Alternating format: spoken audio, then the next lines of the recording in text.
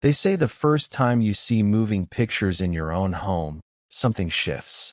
You stop listening to the world and start watching it. At least, that's what Mama said. She didn't mean it as a complaint. She meant it like you'd say, "Spring came early this year." Just a quiet observation about how life moves. The first television in our neighborhood arrived in the Jenkins house, 3 doors down from ours. Mr. Jenkins was a dentist, which, back in 1949, meant he could afford things before the rest of us could even pronounce them. They invited us over that Saturday. All of us. It was a bit of a spectacle. Men in their work shirts, women with hair pinned just so, kids lined up like we were headed to confession. I was 9. Mama had made me wear my church shoes, even though I begged her not to. Big moments deserve clean shoes, she said. She always talked like that, like life was made of sentences you'd want to remember. We crowded into the Jenkins living room. The television was a boxy thing, big as a dresser, small as a prayer. It had this oval screen set deep behind curved glass and rabbit ears that reached up like the thing was trying to pray itself. The screen was dark at first. Someone fiddled with the dials. Click, click, click. And then, there it was. Light. Flickering, silvery, uncertain. A man in a suit, saying something we couldn't quite hear over the static. But it didn't matter. Every single person in that room leaned forward, like the future had cracked open and we were trying to peek through the gap. I remember Mama clutching her purse like it might float away. I remember Dad's jaw clenched, not in anger, but in awe. And I remember thinking, we just crossed a line. That night, back home, no one talked much. Not even at supper. And in our house, supper was sacred. Talking was part of the ritual. But that evening, we ate meatloaf in silence, as if our words had been swallowed by that little glowing box across the street. Finally, Dad said, they said it cost $300. He didn't say it with envy, just fact. Mama replied, that's half a roof. Dad nodded, or a whole fence. I knew then we wouldn't be getting one soon. But I also knew he was already thinking about it. It took nearly a year. Through winter, through another spring. And then one Saturday morning in early June, I came home from playing marbles to find Dad and Uncle Eli struggling to get a massive wooden crate through the front door. I froze. Don't just stand there, boy, Dad barked. Hold the screen. He was sweating like it was July, but his eyes were bright, brighter than I'd seen them in a while. We placed it in the far corner of the living room, on top of Mama's old lace table runner. She protested, of course. My grandmother made that by hand. But she was smiling when she said it. Dad plugged it in. The hum started. The screen glowed faint blue. Then static. Then a man's voice, brought to you by General Electric. We didn't even care what it was. We just sat. On the sofa. On the rug. On a pillow Mama brought in from the bedroom. For 25 minutes, we didn't move. That summer, we didn't go to the lake. We didn't visit Aunt Lena. We didn't fix the fence. We watched. Game shows. News anchors with voices smoother than our pastors. Wrestling matches that made Dad shout at the screen like the men inside could hear him. Sometimes we'd watch even when the signal cut out. Just sit there, waiting for the picture to come back like it was a guest who'd gone to the bathroom and would return any minute. Mama resisted it at first. She said it gave her a headache. Said it ruined dinner conversation. Said she didn't like those ads with the ladies in aprons smiling too wide. But then one Thursday night, something changed. There was a program, a variety hour, I think, and they had a singer. A woman with a voice like warm syrup and a dress that shimmered like church windows. Mama didn't sit, but she stood behind the couch, arms folded, watching. When it ended, she whispered. She had breath control. I turned and looked at her. She was smiling, the kind of smile you try to hide from yourself. After that, she never missed a Thursday night show. I didn't know it at the time, But television didn't just change how we spent our evenings. It changed how we thought. Before the screen, your world was your street, your neighbors, the church on Sunday, the butcher, the schoolhouse, the hardware store. After the screen, your world had bigger cities, different accents, new words, black and white heroes who drank coffee in diners and talked fast like they knew everything. I'd lie awake at night, repeating phrases I'd heard from TV, trying them out in my mouth like chewing gum. One night, I asked Dad if he thought the television was good for us. He paused. "You mean like healthy?" he asked. "No," I said. "Like good. For families." He turned the volume down, a rare gesture, and looked at me. "Son," he said, "the radio told us about the war, but the TV lets us forget it for an hour." That stuck with me. Still does. Mr. Delaney never got one. A television, I mean. Even when nearly every window on the block flickered with the cold blue light of a glowing screen, his house remained dark and quiet. He still listened to the radio, still read the evening paper by the yellow glow of his lamp, still wore those stiff white shirts even on Sundays when no one came around. He was the kind of man who smelled like pipe smoke and shoe polish, and who nodded instead of waving. He owned 3 hats and didn't smile unless he meant it. And when someone asked why he didn't get a TV like the rest of us, he simply said, "I've seen enough pictures in my life." I didn't understand that at the time. I thought he was just old and bitter. But now I think, maybe he knew something we didn't. The first time our TV went out, we didn't know what to do with ourselves. It was a thunderstorm, not a loud one, just long and brooding. The wind howled past the kitchen windows like an old song that had forgotten its tune.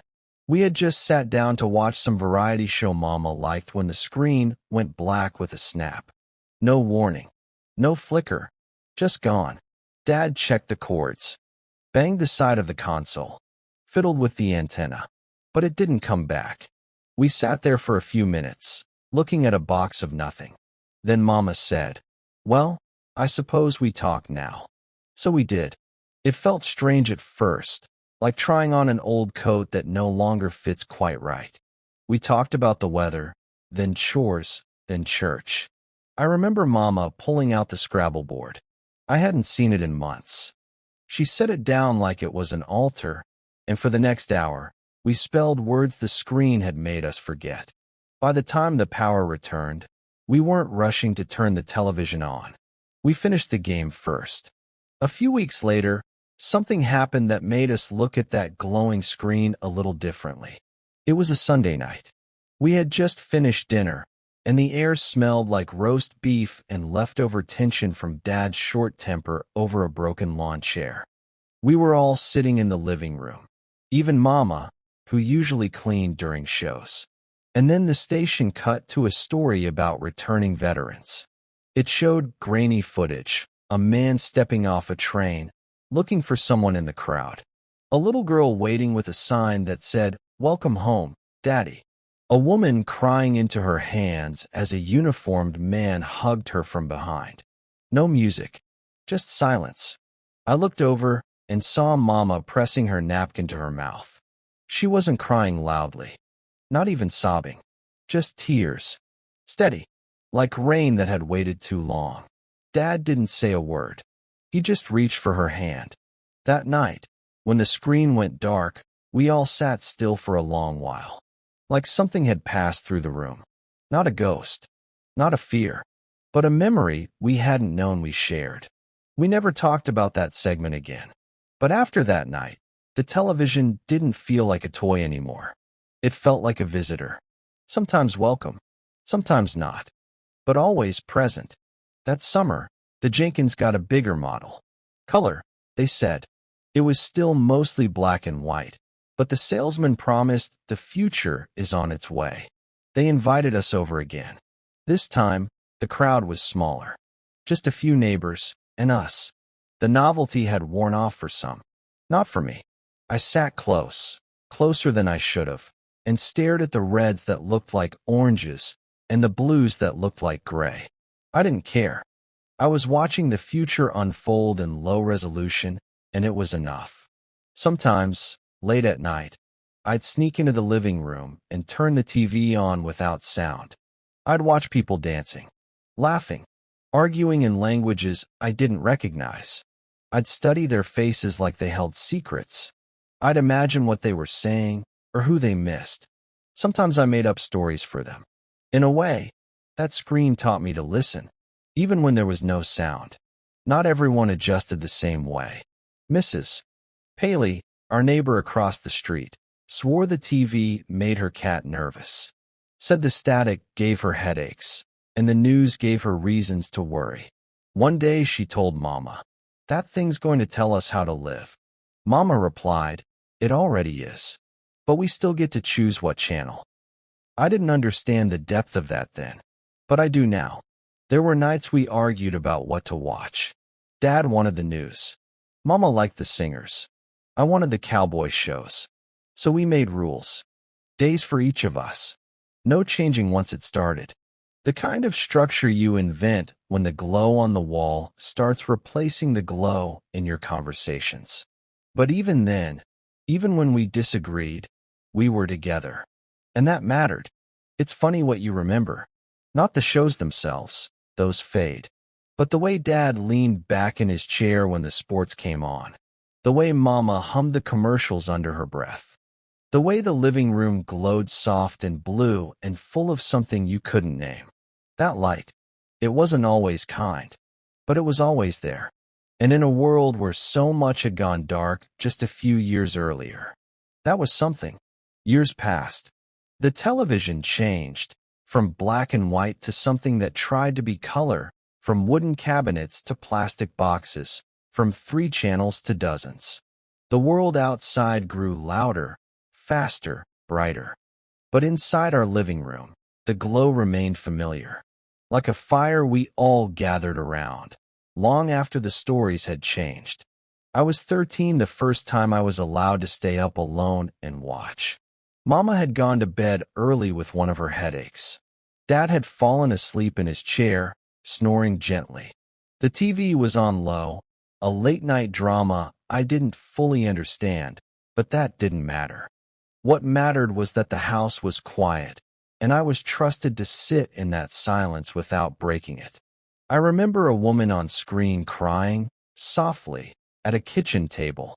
I remember her husband walking in, not saying a word, just setting down a coffee cup in front of her. No music, no swelling soundtrack, just stillness. And I remember thinking, this is what real things look like. Not war, not parades, not actors in costumes. Just 2 people in a room, trying to speak without speaking. That night, when I turned the set off, I didn't want to go to bed. I sat there in the dark, the screen still warm, like it had left something behind. Sometimes I think that's what the television gave us. Not just stories, but quiet company. Something to sit beside when the words ran out. I was 16 when the news came through the screen. President Kennedy had been shot. We weren't watching at the time. A neighbor ran down the street, banging on doors, shouting it. Dad turned on the TV, and there it was, not breaking news, but broken news. A country in shock. A voice on the screen trying not to tremble. Mama cried again, but differently this time. Dad didn't say a word. For 3 days, we kept the TV on. Even during meals. Even through the night. The volume turned low, as if we were afraid to miss a whisper from a nation grieving. It was the first time I realized the television wasn't just ours. It belonged to everyone. It was a window into each other's sorrow. The screen became part of life. It told us when to laugh, when to be outraged, when to shop, when to sit still. It showed us places we'd never go, people we'd never meet, lives we'd never live, and made us feel like maybe we had. It wasn't always good, but it was always present. A glow in the corner of the room. A hum in the background of growing up. And then one day it was off. I came home from college on a weekend, walked into the house, and something felt different. No sound. No flicker. Mama was reading a magazine. Dad was staring out the window, holding his coffee like it was the only warm thing left in the room. I asked, "TV broken?" Mama shook her head. "No." I waited for more, but she didn't say it. Didn't need to. Later that night, I turned it on. The sound startled me. It was too loud, too sharp, like someone had replaced our gentle visitor with a stranger in the walls. I turned it back off, and for the first time in years, I heard the house breathe. Eventually, a new model came. Then another. Flat screens, remote controls, hundreds of channels, streaming, smart TVs that listen and talk back. But none of them feel the same. None of them hum the way that first one did. None of them fill a room with quiet the way it did when you turned it off. Now, when I visit my grandson, he watches shows on a phone, a screen small enough to hide in his palm. He taps, swipes, skips, fast forwards. And I wonder if he'll ever know what it meant to wait for a show to start. To sit with your family, not saying much, just watching. Together. To cry when someone cried. To laugh only because the people next to you laughed first. To turn off the TV and still feel like the moment was glowing in the room. I don't miss the programs. I miss the pauses. The space between the shows. The crackle before the signal came in. The moment just before the picture appeared. When you held your breath and believed, just for a second, that what you were about to see might stay with you forever. Maybe you remember your first television. Or maybe you remember someone who did. A parent, a neighbor, a quiet living room glowing softly after supper. If this story brought you back, even for a moment, then we're glad you found us. Here at Back When Stories, we don't chase trends. We don't shout. We just listen to the echoes. Stories told like they might have been. Voices that sound like someone you once knew. Studio microphone if that's something you want more of. Subscribe to the channel. Leave a like. Share it with someone who still remembers what the static sounded like.